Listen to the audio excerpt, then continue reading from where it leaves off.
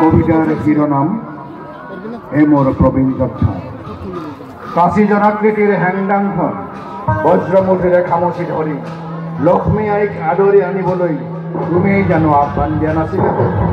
শক্তিশালী প্ৰচুৰ প্ৰতিবন্ধকতাক প্ৰত্যাহ্বান জনাই হৌকাৰ কবক নেওচি ৰক্তাক্ত ঘৰ্মাক্ত শৰীৰেৰে তবাৰ হাতৰে বজ্ৰ আঘাতত চূৰ্ণ বিচূৰ্ণ প্ৰকাণ্ড শিলবোৰ সৰু সৰু আশাৰ সপোন খণ্ড বিখণ্ড সিঁচৰিত নতুনৰ মুক্তিৰ বতৰালৈ এই নতুন সমাজ গঢ়াৰ প্ৰতিশ্ৰুতি হৈ বুজি নোপোৱা সাম্ৰাজ্যবাদ, বুজি নোপোৱা সাম্যবাদ, সাঠৰ সাম্যবাদৰ জিকা সমাজ, শাসনৰ নামত শোষকৰ সাম্ৰাজ্যবাদ, অচিনাক্য সমাধিত বিন বজোৱা তুমিয়েই নহয় জানো নতুন পুৰুষ।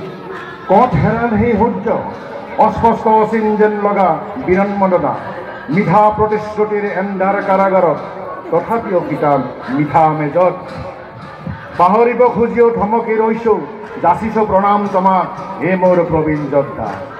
তেল হলিতাবিহীন চাকিৰ পোহৰত উদাসীনতাৰে হৈছা তুমি উদ্দীপ্ত, অদৃশ্য শক্তিৰ আধুনিকতাৰ সম্বলেৰে নতুন পুৰুষৰ পাহৰণিৰ গৰ্ভত বিলীন হ'ব খোজা হে মোৰ প্ৰবীণ যোদ্ধা। যাচিছো তোমাক সহস্ৰ প্ৰণাম।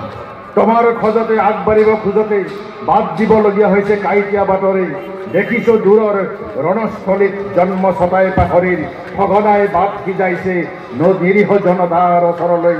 দুৱা দলিয়াছে বুলি নীলাবস্ত্ৰৰে ঢাকি উলংগ শৰীৰ উপদেশ দিছে তথাকথিত অধপতিত যুৱ সমাজক অহিংসাৰ পথৰে আগবাঢ়িবলৈ নতুন সমাজ গঢ়াৰ নতুনৰ প্ৰতিশ্ৰুতি হৈ। মই দেখিছো, তুমিও দেখিছা, তথাপিতো তুমি নীৰৱে ৰৈছা। জনাইছো প্ৰণাম তোমাক হে মোৰ প্ৰবীণ যোদ্ধা। ধন্যবাদ।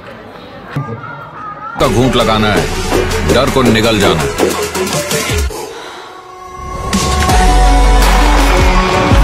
छोटा घूंट, बड़ा घूंट, डजंट मैटर ब्रो। तू बस हिम्मत का घूंट लगा और डर को निगल जा, और दुनिया को दिखा तू किस मिट्टी का बना हुआ है। माउंटेन ड्यू, डर के आगे जीत है। যাওঁগৈ বোলে মই এইমতে আহিলোঁ। আহি আপুনি অলপ আগতে কৈছিলে যে হেৰেকা মানে মুকলি সভাত মানে মানুহ হেৰেকা কম। ঠিকে আছে, মইতো কম বুলি মই ভবা নাই, কাৰণ মানুহখিনি আপুনি দুটা কথা কৈছে। কুঁহিয়াৰৰ ভিতৰৰ মিঠাখিনিক টান বাহিৰৰ বাকলিখিনিয়ে ঢাকি ৰাখে। গতিকে যিখিনি মানুহে ধৈৰ্যৰে শুনিছে নিশ্চয় ভালদৰে কথাখিনি শুনি আছে, নহয় জানো? স্কুল বুলি ক'লে ধৰক এটা অনুভূতি যে স্কুলটো কি বস্তু। স্কুল বুলি এটা অনুভূতি কি যে স্কুলটো কি বস্তু। স্কুলটো একচুৱেলি শব্দটো আহিছে ক'ৰ পৰা?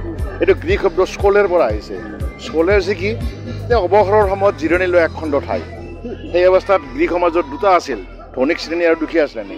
এই ধনিক শ্ৰেণীৰ অৱসৰৰ কাৰণে ঠাই আছিল, আৰু তাৰ পৰাই আহি আজি স্কুলৰ উৎপত্তি হয়নে?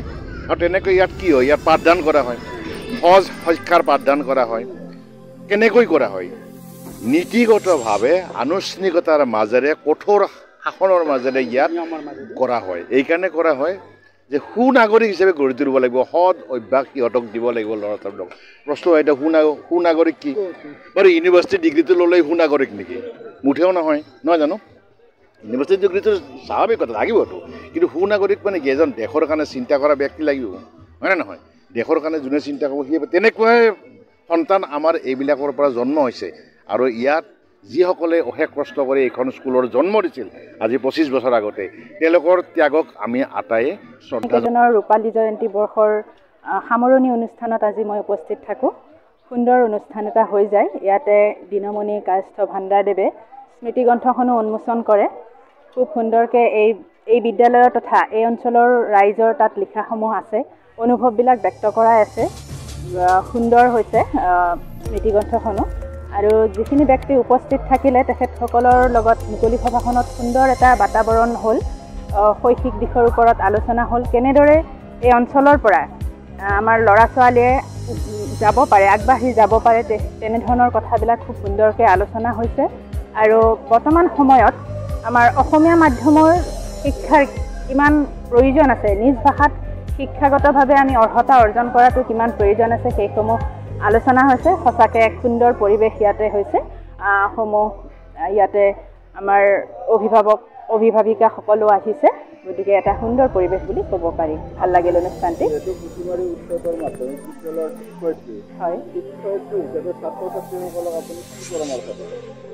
ছাত্ৰ ছাত্ৰী বৰ্তমান সময়টো সঁচাকৈ খুবেই প্ৰত্যাহ্বানযুক্ত সময় গতিকে ল'ৰা ছোৱালীখিনিয়ে আমাৰ ভাল বেয়া দুটাই আছে আমি আজিকালি মোবাইলটো কাঢ়ি লৈ পেলাই ল'ৰা ছোৱালীক ভাল কৰিম বুলি আশা কৰিব নোৱাৰি তেওঁলোকে ভাল বেয়াৰ পৰাই বেয়াখিনি আঁতৰাই ভালখিনি ল'ব জানিব লাগিব যেনেদৰে হাঁহে গাখীৰ মিহলি পানীৰ পৰাই কেৱল গাখীৰখিনি উলিয়াই খায় ঠিক তেনেদৰে বৰ্তমান ল'ৰা ছোৱালীও আমি ভালখিনি লৈহে আগবাঢ়িব লাগিব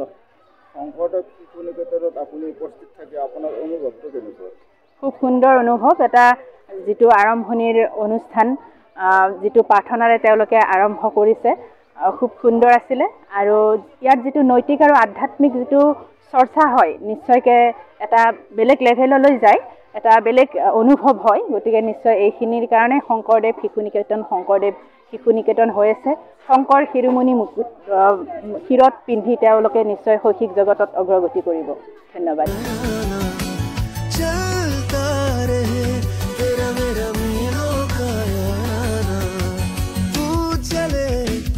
करोड़ों दिलों में करके घर स्प्लेंडर तय कर रहा है याराना मीलों का हीरो स्प्लेंडर याराना।